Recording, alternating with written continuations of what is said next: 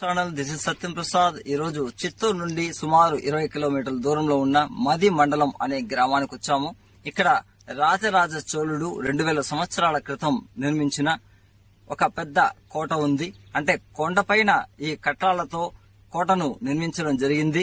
అప్పట్లోనే మహాశిల్పులు ఈ బండరాళ్ల పైన ఇంత దూరం కింద గ్రామం నుంచి కూడా కట్టాలను తీసుకొచ్చి అక్కడ పెద్ద కోట కట్టడం అనేది చాలా విశేషం. ఇప్పట్లో ఈ రకమైన శిల్పులు లేదనే కూడా చెప్పొచ్చు. అంత అద్భుతమైన శిల్పులు అక్కడ కోటను నిర్మించడం జరిగింది కేవలం కట్టాలతో బండరాళ్లతో. చూస్తే పెద్ద కోనేరు ఉందట. కోనేరులో దూకితే ఎవరు కూడా కోనేరులో మునిగిపోరు, వెంటనే పైకి తేలుతారు.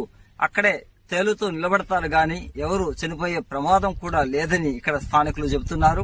ఇదే నేపథ్యంలో ఆ కోనేరులో దూకితే ఎవరు కూడా కోనేరులో మునిగిపోరు, వెంటనే పైకి తేలుతారు అనేది స్థానికులు చెబుతున్నారు.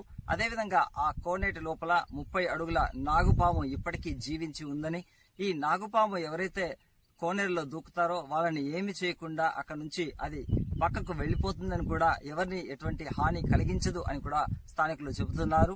ఇది ఎవరైనా ఈ కోనేటిలో దూకినా కూడా ఎవరికి ఎలాంటి ప్రమాదం లేదంటున్నారు.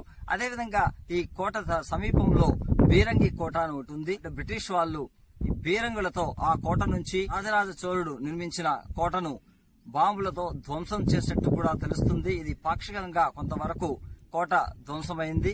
ఇదే నేపథ్యంలో ఆర్కాడ్ నవాబులు తదనంతరం రాజరాజ చోళులను ఓడించి ఈ కోటను వాళ్ళు స్వాధీనం చేసుకున్నట్లు కూడా ఇక్కడ చరిత్ర చెబుతోంది. మొత్తం మీద అత్యంత సాహసోపేతంగా ఈ కొండపైకి మేము రావాల్సి వచ్చింది. వచ్చే దోవలో అత్యంత భయంకరమైన పాములు, ఉడుములు, అలాంటి విష జంతువులు కూడా ఉన్నాయి. ఎవరైనా సాహసం చేయగలిగితే దయచేసి మీతో పాటు ఒక ఆయుధాన్ని తీసుకుని పైకి రావాలి. ఒంటరిగా మాత్రం ఎవరు రావద్దు. మీతో పాటు ఇక్కడ స్థానికులను పిలుచుకుని పైకి వచ్చినప్పుడే దీనికి సంబంధించిన పూర్తి వివరాలు మీరు సేకరించగలుగుతారు.